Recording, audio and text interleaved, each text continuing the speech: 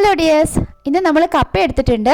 ഇത് ഇതുപോലെ കപ്പ പുഴുങ്ങിയിട്ട് അതിൻ്റെ ബാക്കി വന്നതാണ് കേട്ടോ. ഇങ്ങനെ ബാക്കി വന്ന കപ്പ വെറുതെ കളയാതെ നമുക്ക് വേറെ ഒരു രീതിയിൽ ഇത് കഴിക്കാൻ വേണ്ടിയിട്ട് റെഡിയാക്കി എടുക്കാൻ പറ്റുന്നതാണ്. അങ്ങനെ ഒരു ടിപ്പാണ് നമ്മൾ ഇന്നത്തെ വീഡിയോയിൽ പറയുന്നത്. അപ്പോൾ അതിന് വേണ്ടി ഒരു മിക്സിയുടെ ജാർ എടുത്തിട്ടുണ്ട്. 5-6 ചുവന്നുള്ളി ഇട്ട് കൊടുക്കാം. ഇനി വെളുത്തുള്ളിയും 4-5 ഇട്ട് കൊടുക്കാം. 4-5 വത്തൽമുളക് ഇട്ട് കൊടുക്കാം. 1/2 ടീസ്പൂൺ കുരുമുളക് ഇട്ട് കൊടുക്കാം. ഞാൻ ഹോൾ കുരുമുളകാണ് എടുത്തിരിക്കുന്നത്. കുരുമുളക് പൊടി വേണമെങ്കിലും എടുക്കാം കേട്ടോ. പക്ഷേ ഈ ഹോൾ കുരുമുളക് എണ്ണയിലൊക്കെ കിടന്ന് കഴിയുമ്പോൾ നല്ലൊരു ടേസ്റ്റ് കിട്ടുന്നതായിരിക്കും. ഇനി ഇതൊന്ന് ചതച്ചെടുക്കാം. അരഞ്ഞു പോവാതെ ഇതുപോലെ ചതച്ചെടുക്കണം. ബാക്കി വന്ന കപ്പ എടുത്തിട്ട് നമുക്ക് ഇതുപോലെ നരിഞ്ഞെടുക്കാം. തീരെ അങ്ങ് ചെറുതാക്കിയൊന്നും അരിയണ്ട. ഇനി ഒരു പാൻ അടുപ്പത്ത് വെച്ചിട്ട് അതിലേക്ക് കുറച്ച് വെളിച്ചെണ്ണ ഒഴിച്ചു കൊടുക്കാം.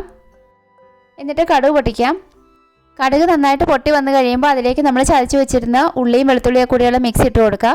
ഇത് നല്ലപോലെ ഒന്ന് വഴറ്റിയെടുക്കാം. കരിഞ്ഞു പോവാതെ നോക്കണം കേട്ടോ. ഫ്ലെയിം ഒന്ന് കുറച്ചിട്ടുള്ളൂ. ഇത് നല്ലതുപോലെ വഴന്നു വന്നു കഴിയുമ്പം അതിലേക്ക് ഇത്തിരി മഞ്ഞൾപ്പൊടി ചേർത്ത് കൊടുക്കാം. ഇത്തിരി ഉപ്പും കൂടി ചേർത്ത് കൊടുക്കാം. കപ്പ നമ്മൾ ഓൾറെഡി ഉപ്പിട്ട് വേവിച്ചതാണല്ലോ, അപ്പോൾ അതനുസരിച്ച് ഉപ്പിട്ട് കൊടുത്താൽ മതി. ഒന്ന് വഴറ്റിയെടുത്തിട്ട് അതിലേക്ക് നമുക്ക് അരിഞ്ഞു വെച്ചിരുന്ന കപ്പ ഇട്ട് കൊടുക്കാം. ഇത് പണ്ട് തൊട്ടേ എൻ്റെ വീട്ടിലൊക്കെ ചെയ്യുന്ന ഒരു റെസിപ്പി തന്നെയാണ് കേട്ടോ.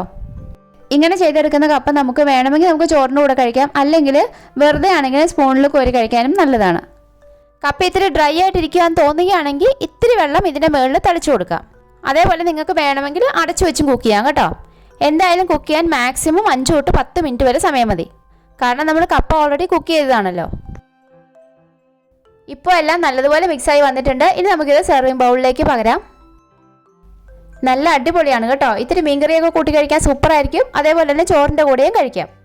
പിന്നെ നമ്മുടെ വീഡിയോ കണ്ടുകൊണ്ടിരിക്കുന്നവർ നമ്മുടെ ചാനൽ സബ്സ്ക്രൈബ് ചെയ്തിട്ടില്ലെങ്കിൽ സബ്സ്ക്രൈബ് ചെയ്യാൻ മറക്കണ്ട. സബ്സ്ക്രൈബ് ചെയ്യുമ്പം അതിനടുത്തൊരു ബെലൈക്കൺ വരും. അതിൽ ഓൾ ഓപ്ഷൻ കൊടുക്കണേ. അപ്പോഴാണ് ഞാനിടുന്ന വീഡിയോയൊക്കെ നിങ്ങൾക്ക് നോട്ടിഫിക്കേഷനൊക്കെ കിട്ടുന്നതായിരിക്കും. അതേപോലെ നിങ്ങളുടെ അഭിപ്രായങ്ങളൊക്കെ എന്നെ കമൻസിലൂടെ അറിയിക്കണം. ഇഷ്ടപ്പെട്ടാൽ ലൈക്ക് തരണം. അതേപോലെ ഇഷ്ടപ്പെട്ടാൽ ഫ്രണ്ട്സിനും ഫാമിലിക്കും ഒക്കെ ഷെയർ ചെയ്ത് കൊടുക്കണേ.